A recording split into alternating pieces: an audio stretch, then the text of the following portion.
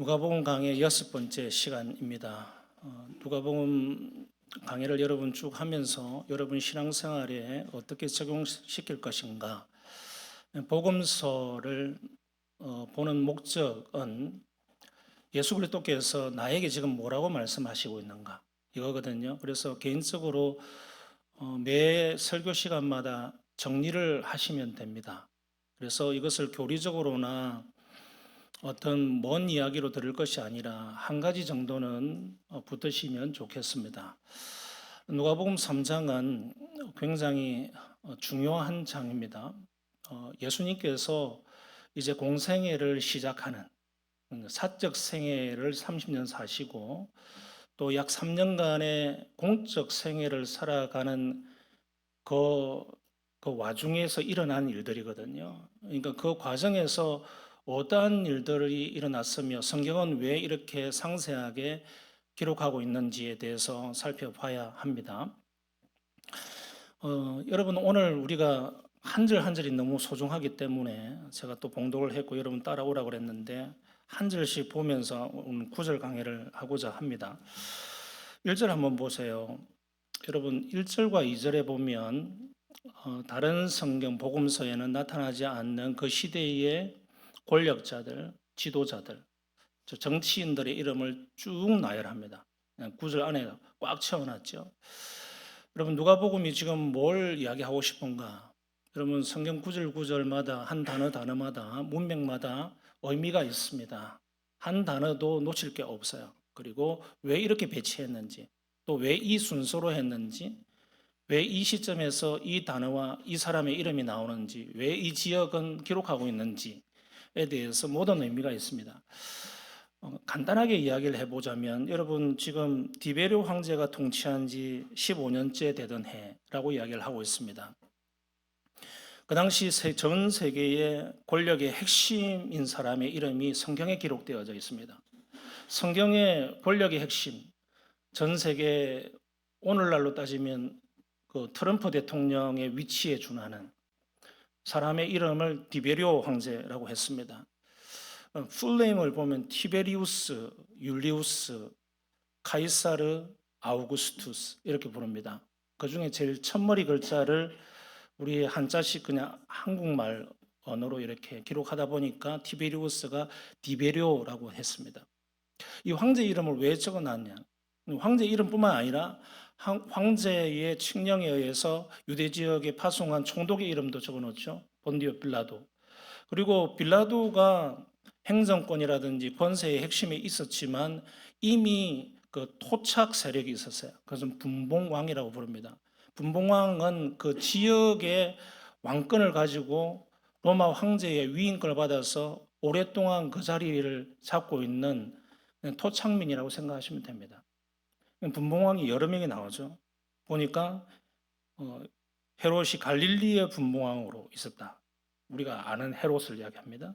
그리고 헤롯의 동생 빌립이 이두레 지역, 드고라니 지역, 그러니까 갈릴리 지역에서 우리가 지도를 볼 때에 오른편, 그러니까 서쪽이 동쪽이 되는 것이죠.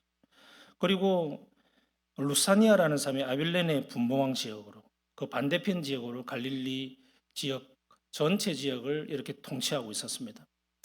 왜 이들의 실력자들, 정치 권력자들의 이름을 가지고 누가복음 3장은 시작하고 있을까요?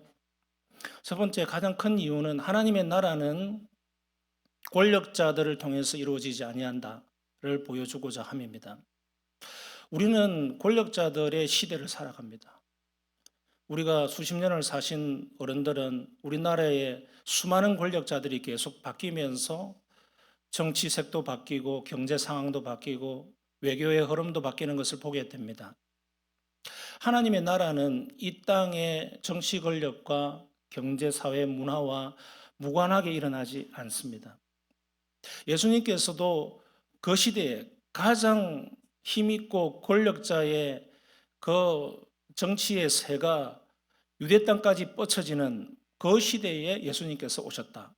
그리고 그 시대의 정점에 있는 그 아주 서슬퍼런 정치의 날카로움과 사람들을 법이라고 하는 이름으로 마음대로 주무르던, 그리고 식민지화 시키던 그런 시대에 예수님께서 이제 메시아로서의 활동을 하려고 하는 그 지금 배경을 보여주는 거거든요.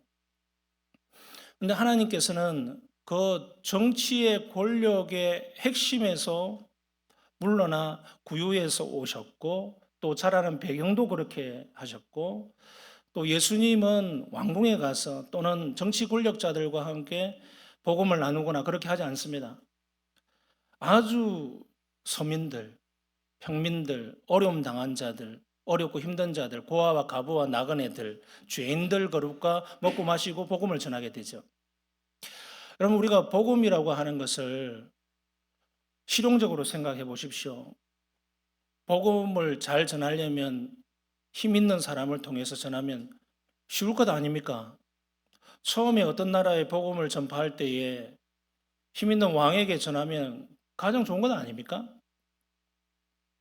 일본을 보십시오. 가까이 일본은 우리보다도 300년이나 앞서 복음을 받아들였어요. 근데 복음이 일찍 일본의 처음 초창기에 정착하던 그 배경을 보면 사무라이계, 칼 차고 다니는 사무라이계, 그 다음에 다이묘라고 하는 영주 계급을 통해서 복음이 전파되었어요. 그래서 급속도로 처음에는 일본에 복음이 전파되었습니다. 왜냐하면 칼을 차고 있는 그들, 권력을 가지고 있는 그들이 그냥 위에서부터 아래로 예수 믿어 라고 해버리니까 그 지역 주민들은 다 믿을 수밖에 없었어요. 그래서 굉장히 처음에는 일본이 힘있게 복음이 전파되었습니다. 근데 순수했습니까?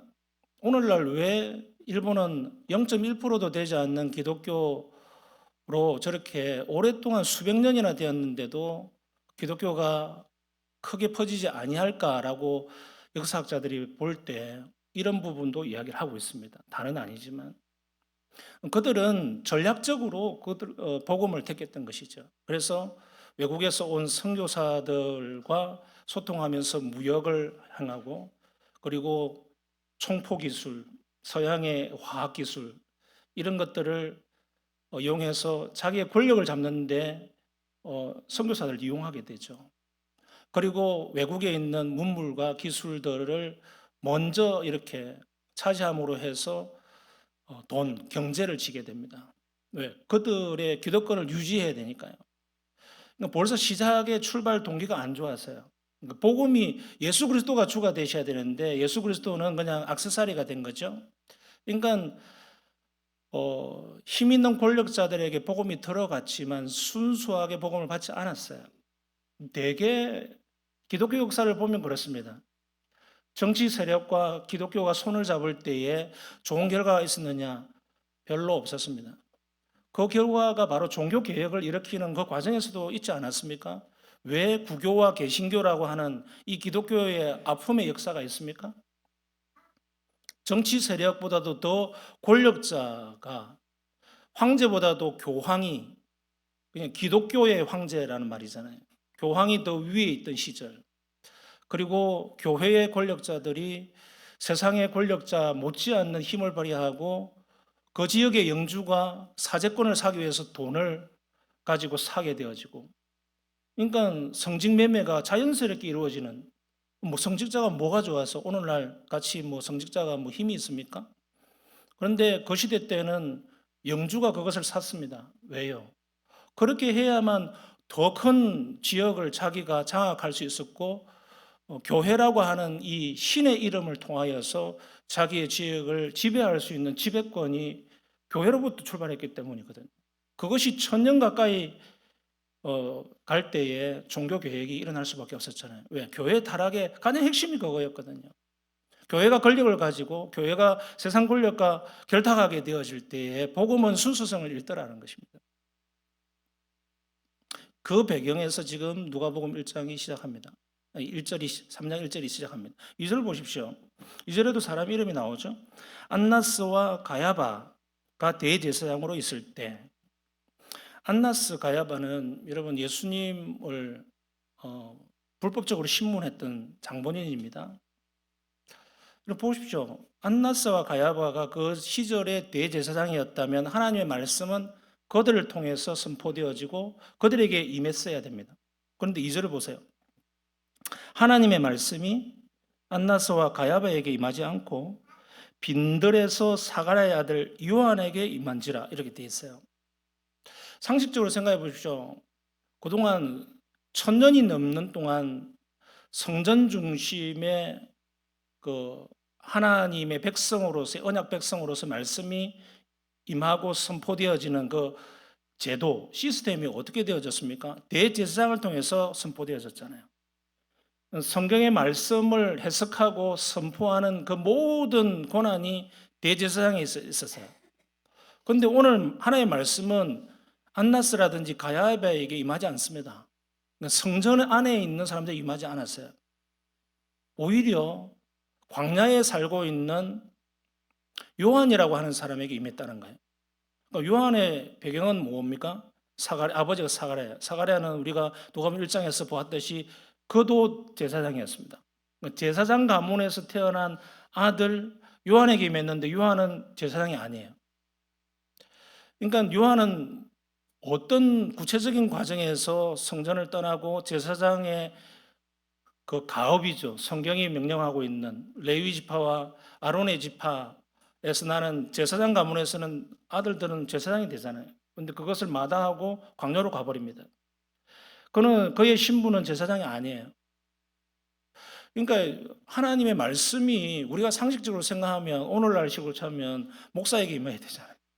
목사가 말씀의 강도권이 있으니까 신학교를 나와야 되고 어떤 교단에서 뭐 정통신학을 했느냐 뭐 자유주의 신학을 했느냐 따지기 좋아하는 이 시대에 저 목사는 뭐 강해를 뭐 잘 성경적으로 하느냐 부터 해가지고 얼마나 많이 따지는 이 시대에 말씀의 권위가 세워지기 위해서라도 우리는 뭔가 라이센스, 뭔가 거기에 대한 인허를 받은 사람을 우리는 권위자라고 생각하죠.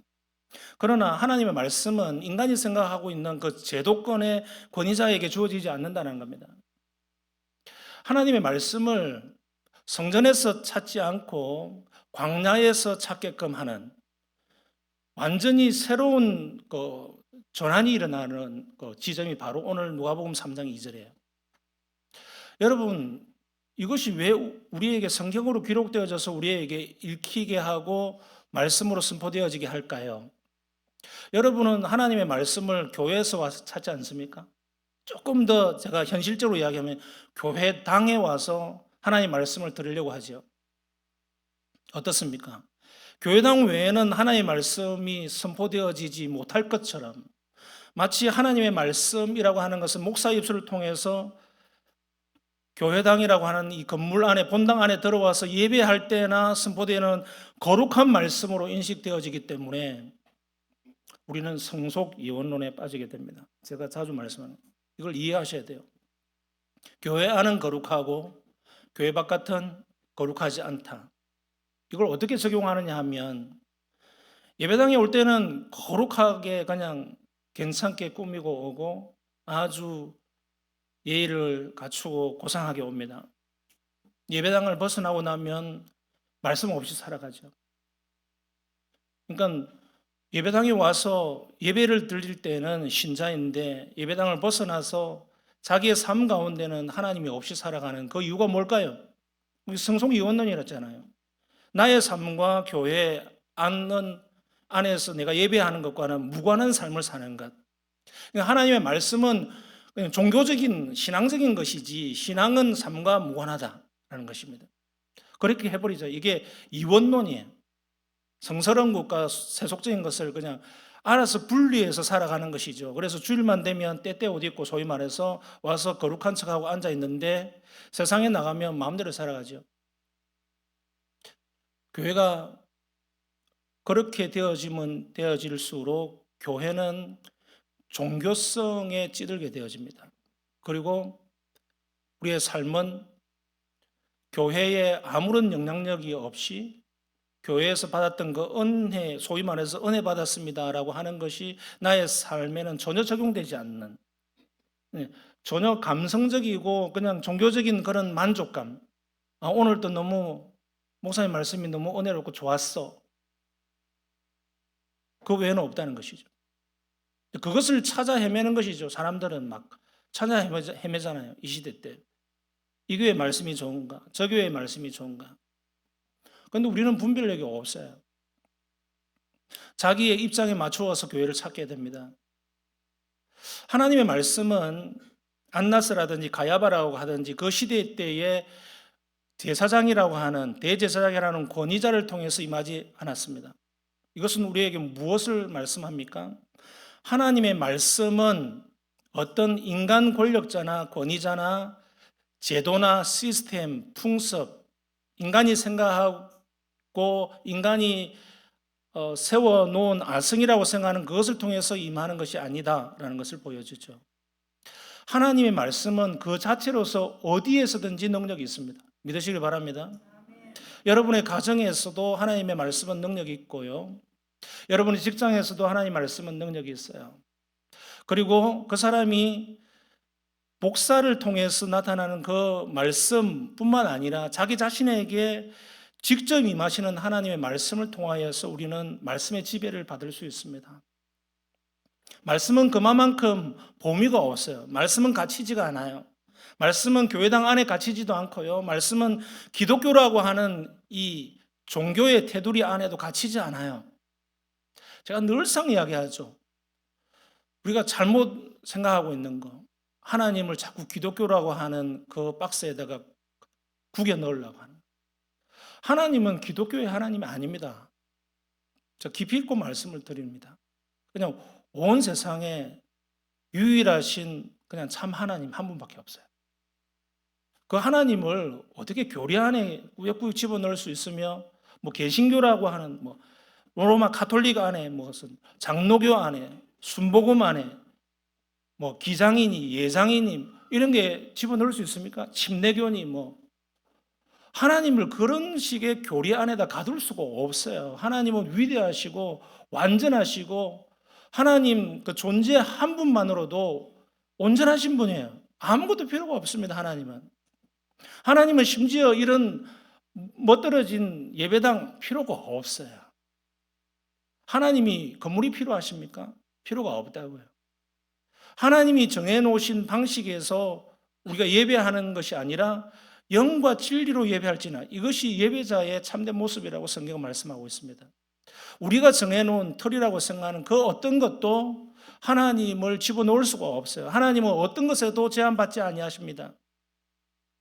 그렇기 때문에 하나님이 자유하시도록 우리에게 주신 그 말씀이 우리 가운데 삶 가운데에 편만하게 넘치도록 우리가 그 말씀을 받아들이고 하나님의 그 통치하심, 말씀을 통해서 통치하는 교회 안에서뿐만 아니라 나의 삶 가운데서도 통치하신다고 하는 그 생각으로 바꿔야 됩니다.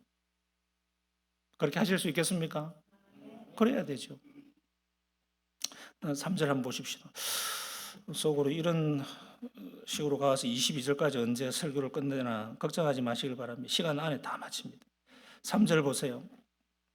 요한이 요단강 부근 각처에 와서 죄 사함을 받게 하는 회개의 세례를 전파하니. 자, 요한이 이제 요단강 부근에 와서 세례를 주는데 앞에 수식어가 많아요. 죄 사함을 받게 하는 세례긴 한데 죄 사함을 받게 하는 회개의 세례다. 이렇게 막 수식을 2번이나 하고 있어요. 여러분, 우리 교회도 1년에 몇 명씩 세례를 받고 합니다. 세례는 물로 씻음을 받고 그 중생의 값어치 또 죄로부터의 해방, 우리가 예수 그리스도의 십자가로 말미암아 받는 그 은혜의 죄 씻음이 어떠한 것인가를 표정적으로 이야기하는 거예요. 그게 바로 세례거든요. 그래서 세례의 참 의미는 내가 물에 들어갔다가 죽고 물에서 나오면서 살았다. 이렇게 표현합니다. 거듭남의 표현이죠. 세례 그 자체가 우리에게 능력이 있는 것은 아닙니다. 세례를 못 받으면 지옥 가는가? 성경 어디에도 이야기하지 않습니다. 그 반대로도 마찬가지 물 세례를 받으면 천국 가는가? 그것도 아닙니다. 세례는 구원의 조건이 아니에요. 그럼에도 불구하고 세례를 어떻게 표현하고 있느냐면 죄 사함을 받는 증표다. 그리고 회개의 증표로서 세례를 받는다라고 이야기하는 것이죠. 세례는 종교에 입문하는 입문 과정이 아니에요. 기독교 신앙에 입문하는 초보 신자가 받아야 되는 입문 과정으로서 세례를 받는 것이 아니라 여러분이 죄 사함을 받았다고 하는 죄의 고백과 함께 예수 그리스도의 십자가 외에는 나는 죄를 씻을 수가 없어, 그래서 멸망의 길로 갈 수밖에 없어 라고 하는 자기 고백, 참 고백의 증표로 세례를 받는 겁니다. 그런 사람이 세례를 받아야 돼요. 그리고 그것은 반드시 진정한 회개를 동반합니다. 그것을 이렇게 설명해요. 8절 보세요. 그러므로 회개에 합당한 열매를 맺고 라고 했습니다. 회개가 뭐냐? 그냥 밤에 눈물 쭉 흘리고 막 교회 와가지고 눈물 콧물 흘리고 막 회개 기도했다. 그거는 회개의 외형적인 모습이에요. 그걸 가지고 우리는 회개했다라고 말하는 것이 아니라 성경은 너가 회개했느냐? 그러면 너의 삶 가운데 열매가 있어야 돼. 그 이야기를 하는 것이죠. 이게 회개예요. 지금 요한이 제사함을 받는 회개의 세례를 주겠다라고 하는 그 세례 이면에는 진정한 회개를 요구합니다. 그리고 그 진정한 회개의 가장 큰 것은 네가 정말 회개했다면 내 삶 가운데 그런 열매가 있느냐를 묻고 있습니다. 세례교인입니까? 여러분들은? 세례 받았습니까? 그렇다면 여러분이 죄 씻음을 받았고 회개를 했고 그렇다면 그 증거로서 어떤 삶의 열매가 있어야 됩니다. 그래서 좀 이따가 구체적으로 한번 살펴볼게요. 4절에 보세요. 선지자 이사야의 책을 쓴 바 광야에서 외치는 자의 소리가 있어 이르되 너희는 주의 길을 준비하라. 그의 오실 길을 곧게 하라. 모든 골짜기가 메워지고 모든 산과 작은 산이 낮아지고 굽은 것이 곧아지고 험한 길이 평탄하게 질 것이요 모든 육체가 하나님의 구원하심을 보리라. 이게 무슨 말인지 일일이 다 알 수 없다 하더라도 세례 요한이 지금 외치는 이 말은 700년 전에 이사야 선지자가 외쳤던 그 말을 반복하고 있습니다. 그러니까 이미 설교되어졌던 것을 다시 700년 후에 세례 요한이 다시 설교하고 있다는 거예요. 그 설교의 내용이 뭐냐? 핵심은 6절이에요. 모든 육체가, 모든 사람이 하나님의 구원하심을 보리라. 그동안 언약 백성이라고 하는 아브라함의 후손이라고 하는 이름으로 구원을 받았다고 생각했다면 이제 그런 것이 구원의 근거가 아니야. 언약의 백성은 이스라엘 유대인뿐만 아니라 모든 전 인류로 넓어질 거야. 이 말이에요. 그 계기가 뭐냐면 예수 그리스도가 오심으로 해서 그 일들을 행하실 거야. 그동안 성전 중심으로 대제사장 예배를 드리고 대제사장 뒤에서 그냥 어린 양과 순념소를 가지고 피를 흘리고 했던 그 정성에 의한 율법을 잘 지켜서 예배를 드림으로 구원을 받았다면, 죄 씻음을 받았다면 이제는 그러한 방법이 아닌 굉장히 광범위하고 넓고 더 깊이 더 파괴적이고 더 대대적이고 더 폭넓게 온 인류를 향한 복음의 일들이 일어날 거야. 그게 바로 구원이야. 그 이야기를 하는 것이죠. 무슨 말이냐 하면 그동안 안나스라든지 가야바라든지 이런 율법적인 제도를 통해서 너희들이 하나님께 나아왔다면 이제 그것이 철폐되고 예수 그리스도를 믿음으로 말미암아 구원받게 될 거야. 그리고 그런 사람들은 이제 아브라함의 후손이라고 하는 이름으로 나오는 것이 아니라 예수 그리스도의 자녀라고 하는 이름으로 나올 거야. 그래서 8절에 다시 한번 보세요. 회개에 합당한 열매를 맺고 속으로 아브라함이 우리 조상이라 말하지 말라. 그들이 가졌던 프라이드, 자존감이 뭐였습니까? 자존심. 야, 우리 조상은 아브라함이야. 아브라함이 언약을 맺었고 나는 이스라엘 백성이야. 이거예요. 이스라엘이라는 이름으로 구원받을 수 없다는 거죠. 오늘날 이스라엘이라는 나라가 중동에 가면 있잖아요. 그 이스라엘 나라에 지금 예배를 안 드립니까? 그들도 예배 드립니다. 여호와 하나님을 부르짖습니다. 성경을 안 읽습니까? 신약 성경 빼고 구약 성경을 읽습니다. 그런 이름으로는 구원받을 수 없다는 것이죠. 이제 아브라함의 후손, 언약 백성, 이스라엘이라고 하는 이름으로 구원을 받는 것이 아니라 오직 예수 그리스도의 이름으로 구원받을 수 있다. 믿으시길 바랍니다. 여러분이 어떠한 집안에서 태어났든지, 여러분의 집안에 뭐 목사가 있든지 장로가 있든지 뭐 권사가 엄마가 뭐 권사다, 아버지가 장로다, 그런 걸로는 구원 못 받습니다. 구원시켜 줄 능력이 없어요. 조금 더 넓혀보면, 나는 어떤 교회에 다닌다, 나는 어떤 목사님, 훌륭한 목사님 밑에서 뭐 40년을 나는 신앙생활을 했다, 나 제자훈련 받았다, 성경 공부 많이 했다, 그걸로 되는 게 아닙니다. 그걸로 안 돼요. 여러분들이 구원의 근거로 삼고 기쁨과 평안의 근거로 삼는 외형적인 것, 조건들 다 내려놓으시길 바랍니다. 내가 어떤 교회를 다니고 있다, 우리 교회 목사는 누구다, 그런 거 아무 소용이 없습니다. 여러분은 결국 주님의 심판대 앞에 설 때에 주님 앞에 1대1로 서게 될 것입니다. 여러분의 집안이 여러분들을 방어해 줄 수 없어요. 여러분의 아버지 어머니가 변론해 주지 못합니다. 여러분의 목사가 여러분의 전 인생을 변론해 주지 못해요. 변호사가 없단 말입니다. 소위 말해서. 주님 앞에 설 때는 홀로 서게 됩니다. 구원은 여러분의 개인이 받는 겁니다. 단체로 받을 수 없어요. 집안에 신앙 좋은 사람이 있는가 하면 그 집안이 너무 귀한 집안인데도 불구하고 정말 개망난이 한 명쯤은 있습니다. 그러니까 뭐 4대째 예수 믿고 5대째 예수 믿는다 하더라도 그 집안 모두가 예수를 잘 믿고 천국 가는 천국 백성이 되기도 하지만 그렇지 않는 경우도 허다합니다. 그것에 대해서 우리는 안타깝지만 하나님의 주권 안에 있습니다. 구원은 하나님께서 시작하시고 하나님께서 열매 맺게 하십니다. 믿으시길 바랍니다. 하나님이 하십니다. 계속 좀 보셔요. 7절. 요한이 세례받으러 나오는 무리에게 이르되, 지금 세례라는 말이 계속 나오죠. 지금 세례를 받으러 나온 사람들이에요. 그러니까 요단강에 지금 나온 사람들은 설교 들으러 나온 것도 아니고 세례를 받으러 나왔대요. 그러면 목사 입장에서 보면 세례 받으러 오면 너무 참 귀하잖아요. 세례를 받으러 왔다. 참 이제 드디어 기독교인이 되려고 하는구나 하면서 막 이렇게 위로해주고 용기를 불어주고 잘했다 칭찬해주고 앞으로 정말 우리 함께 합시다. 이렇게 해도 모자랄 판에 요한이 어떻게 합니까? 무리에게 이르되 독사의 자식들아. 여러분 기분이 어떻습니까?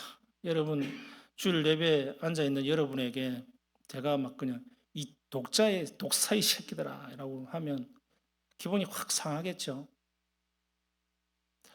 여러분 기본적으로 오늘 세대의 신자들의 특징이 뭐냐면 자기 위주잖아요. 자기 기분이 너무 소중하거든요. 이것을 포스트 모더니즘 시대라고 이야기합니다. 포스트 모더니즘이 뭔지 전혀 모른다 하더라도 자기 자신을 한번 보자는 거죠. 나는 왜 교회에 앉아 있는가? 나는 왜 아주 좋은 교회라고 하는 이 교회당에 와 있는가? 라고 할 때에 한번 솔직하게 한번 따져보자는 것이죠. 어떤 계기를 통해서 여러분이 자연스럽게 인도함을 받아서 아주 좋은 교회 오기는 왔겠지만 뭔가 하나 여러분의 마음에 맞는 구석이 있으니까 여기에 1년씩, 2년씩, 3년씩 계시는 거 아닙니까? 어떻습니까? 고개를 끄덕끄덕 한번 해보셔요. 네.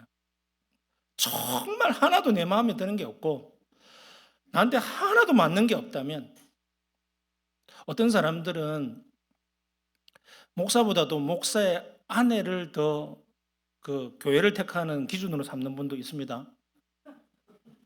그런 분들은 그 이유가 뭐냐 쭉 들어가 보면 목사의 아내로부터 상처를 굉장히 크게 받았던 분이에요. 목사의 아내가 좀 따뜻하고 좀 살갑고 참 아이고 집사님 오셔서 손도 잡아주고 이러길 바라는데 너무 새침대기야. 까도녀. 까칠한 도시 여자처럼 막 이렇게 하면 되게 싫잖아요. 그래가지고 그랬는데 그 사모님한테 잘 보이려고 막 관계를 좀 잘해보려고 김장김치를 담아가지고 사모님 목사님하고 맛있게 드세요 했는데 그 이후로 잘 먹었다 소리도 한마디도 안 해. 이 사모는 맨날 받기만 받고. 그래가지고 상처가 많은 사람들이 그 다음 교회를 전전긍긍하면서 찾을 때 참 정이 많고 엄마 같은 사모님을 찾게 되어 있습니다. 맞습니까? 목사보다 사모가 더 중요한 거예요, 사실은. 그분들은. 자기만의 이유가 있다는 거예요. 여러분들이 정말 나는 순수해. 정말 하나님께서 나는 이 교회에 가라고 하셨어. 이런 사람보다도 되게 여러분들이 생각할 때 뭔가 끌림, 이 끌림이 있을 때 여러분이 교회를 택하고 그 교회에서 예배하는 건 아닙니까? 맞습니까? 누구든지 자기만의 이유가 있다는 거죠. 그 이유는 그 이유의 본성의 뿌리를 찾아가 보면 내가 좋아야 되는 거 아닙니까? 나를 계속 힘들게 하고 있고 뭔가 불편하게 하고 있는 말씀이 쏟아지는데도 계속 견디고 있다. 그건 정말 여러분 믿음이 좋습니다. 여러분 책망이라고 하는 단어 보십시오. 19절 한번 보세요. 19절. 분봉왕 헤롯은 그의 동생의 아내 헤로디아의 일과 또 자기를 행한 모든 악한 일로 말미암아 요한에게 책망을 받고 했잖아요. 그럼 하나님의 말씀이 쏟아질 때는 분명히 그 말씀 속에는 책망이 있을 수 있습니다. 아주 찌르는 말씀, 나를 책망하는 말씀, 불편한 진실, 나를 힘들게 하는 그러나 바른 말씀. 바른데 왜 계속 내가 찔리지 불편해. 안 그래도 내가 죄송스럽고 죄책감이 많은데 계속 회개하라 독사의 새끼들아 막 이렇게 하니까 정말 하루 이틀도 아니고 내가 회개할 게 그렇게 많이 남았나. 위로해주고 따뜻한 말씀을 해주는 긍정적인 목사님이 없나 찾아 나서 보십시오. 그렇게 했을 때 이 책망받은 사람의 행동은 뭐였느냐면 20절에 그 위에 한 가지 악을 더하여 요한을 옥에 가두니라. 책망하는 말씀을 우리가 대하는 태도는 두 개 중에 하나죠. 회개하고 주께로 돌아서든지 아니면 반항하고 반대로 가든지 그래서 멀찌감치 돌을 들어서 확 던져버리든지. 여러분 이것이 우리의 삶 가운데 계속 연속적으로 일어나지 않습니까? 은근히 피하고 있든지 은근히 이 말씀은 찔리기는 찔리지만 나는 할 수 없어. 여러분이 필터링을 하지 않습니까? 스스로 걸러내지 않습니까? 그래서 이 말씀은 내가 받을 수 있는 말씀, 이건 나하고는 무관해. 나는 할 수 없어. 주님이 은혜 주시면 하고 은혜 남용. 기본적으로 여러분 성경을 보십시오. 하나님의 말씀 자체가 하나님의 감동으로 된 것이기 때문에 책망가라고 했습니다. 그러니까 교훈과 책망과 바르게 함, 의로 교육하기에 유익하니 할 때 책망이라는 것이 반드시 들어갑니다. 하나님의 말씀 기본적으로 책망으로 이루어져 있어요. 책망을 받지 아니할 때에 우리의 죄 사함을 받아야 된다라고 하는 자기 존재성을 잃어버립니다. 나는 꽤 괜찮은 사람이야. 나는 십자가 은혜로 용서받은 사람이야. 나는 하나님의 자녀야. 나는 가치 있는 사람이야. 하나님이 나를 사랑해 주셔. 맨날 그런 쪽으로만 적용하는 것이죠. 그러나 그 모든 것이 되어지기 전에 우리는 책망하시는 하나님의 말씀 앞에 자기 자신을 드러내야 됩니다. 그것이 죄 씻음으로 가는 그리고 회개를 이루는 세례를 받기 전에 일어나는 일들이다라는 것입니다. 제가 오늘 핵심적으로 좀 말씀드려야 될 거. 쭉 읽어봅시다. 어디를 읽느냐면 10절부터 보세요. 무리가 묻습니다. 그럼 우리가 어찌해야 됩니까? 라고 물을 때 세례를 받으러 나온 사람들에게 이렇게 이야기해요. 야, 옷 두 벌이 있느냐? 네 옷 없는 사람에게 한 벌 주고 먹을 것이 있느냐? 먹을 것도 또 나눠줘 라고 이야기를 합니다. 그 다음 보십시오. 12절에 세리들도 가서 세금을 걷는 사람들, 직업을 가지고 있는 사람들에게 세례를 받고자 할 때 이렇게 이야기합니다. 선생님, 우리는 어떻게 해야 됩니까? 라고 할 때 13절에 부과된 것 외에는 거두지 마라. 그러니까 너의 호주머니를 채우기 위해서 법률에 규정한 것 외에 뒷돈을 받거나 교묘하게 편법을 써서 너의 배를 채우거나 하는 것들을 하지 마라고 이야기합니다. 군인들도 그럽니다. 14절에. 그럼 우리는 어떻게 해야 됩니까? 사람들을 강탈하고 네가 총칼을 들었다고 해서, 네가 창을 들었다고 해서 그 사람들 앞에 가가지고 야 내놔, 그렇게 하고 힘으로 완력으로 그렇게 하지 마. 급료를 족한 줄 알아. 네가 나라로부터 받는 봉급으로 충분히 살 수 있다 생각하고 만족해. 여러분, 이 핵심의 이야기들이 뭡니까? 마치 다 다른 이야기 같지만 한 가지를 이야기하고 있어요. 내 이웃을 내 자신과 같이 사랑해라. 그런 사람이 세례받을 자격이 있어 라고 이야기한 것이죠. 지금 세례를 받아 나온 사람들에게 그 행동을 먼저 던져줍니다. 그러니까 너희가 이제 세례를 받으려면 이 정도는 돼야 되고, 세례받은 이후에는 그 열매가 나타나야 돼. 이것이 회개에 합당한 열매입니다. 자, 여러분에게 묻겠습니다. 여러분은 세례교인입니까? 우리 교회 거의 90% 이상은 세례교인입니다. 세례교인이 뭔가? 종교에 입문하는 형식으로서 받는 것이 아니라 나의 삶 가운데 내 자신보다 더 사랑하는 내 이웃을 향한 예수님의 마음을 품고 어떻게 나는 살아가고 있는가, 이것이죠. 이것은 교회가 뭘 해야 된다 이런 문제가 아니라 여러분이 개인적으로 뭘 해야 된다에 대한 문제입니다.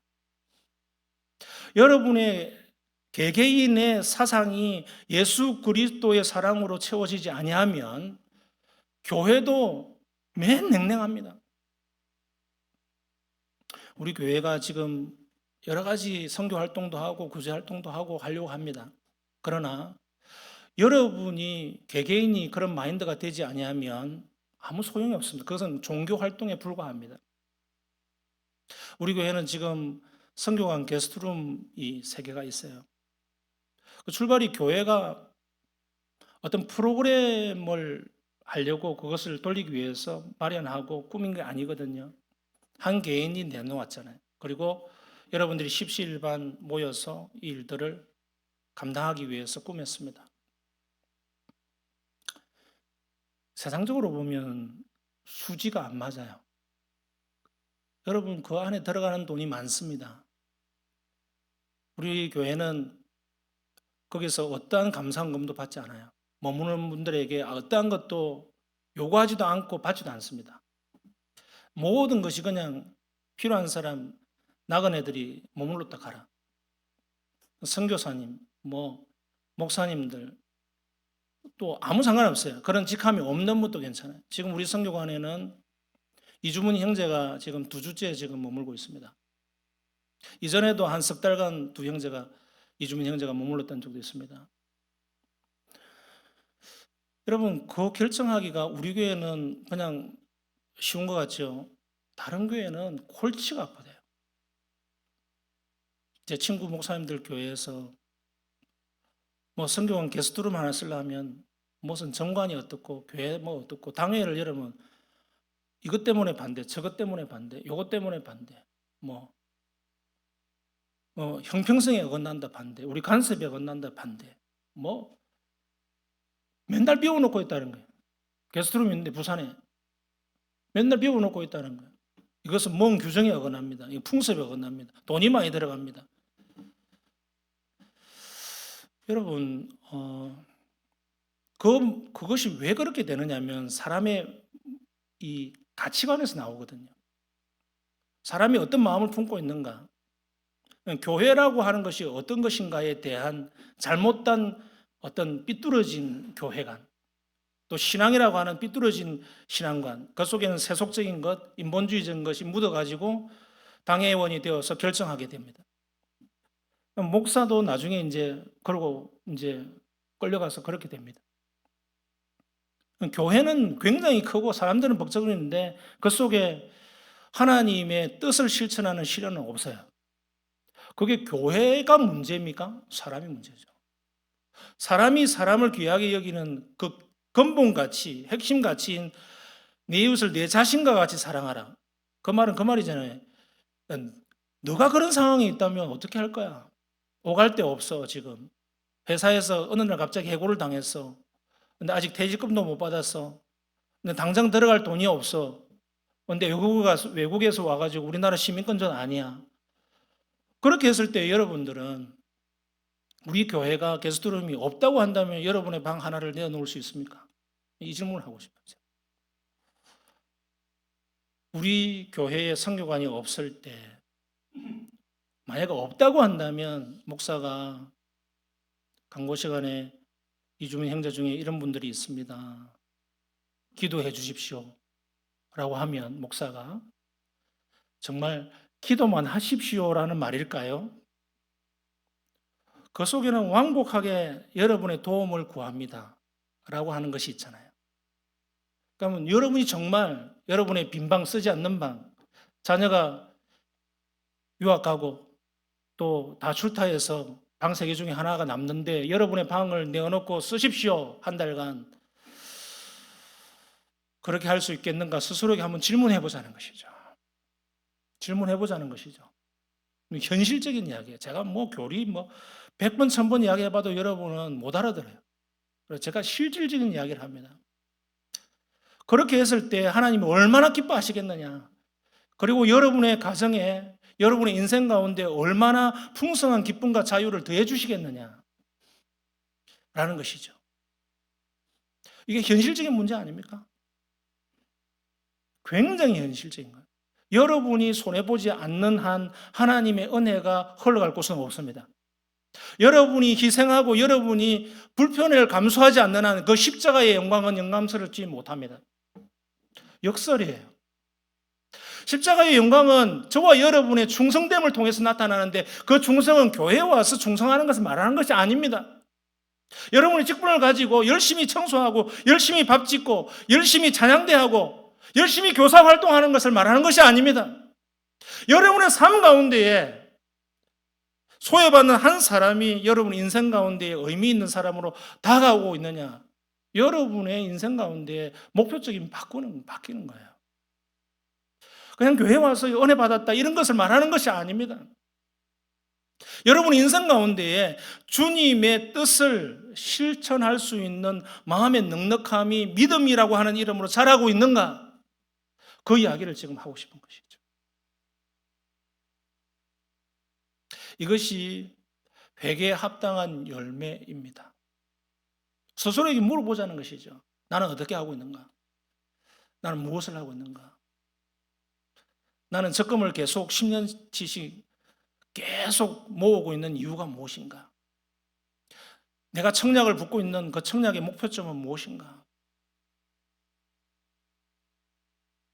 내가 회사에 열심히 일해서 회사의 생산량을 계속 늘려가고 있는 그 목표점은 무엇인가? 그래서 11조를 많이 하고 있는 그 목표점은 어디에 있는가? 그 동기 이면에 있는 그 뿌리, 중심에 있는 나의 진실한 나의 진짜 마음은 어디로부터 출발하는가? 신앙이라고 하는 그 출발점이 그리스도께 돌아서서 예수 그리스도께 나아가고자 하기 위해서 좁은 길을 가고 자기를 부인하고 자기의 십자가를 지는 것이라고 생각하고 정말 그렇게 가고 있는지 아니면